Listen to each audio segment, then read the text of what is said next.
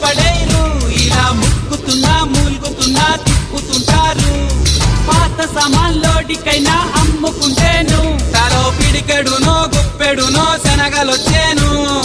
ఎంత పొడవు ఉంది చూడరో తిని పంట పడ ఊరి చివర ఇంజనుందిరో ఎంత పొగలు కక్కుతుందిరో తిని దుంపతెగా బొగ్గు కొండ మింగినాదిరో నువ్వు ఎక్కబోయే రైలెప్పుడు లైఫ్ టైము లేదు కదా బండి బండి రైలు బండి వేడకంటూ రాదులేండి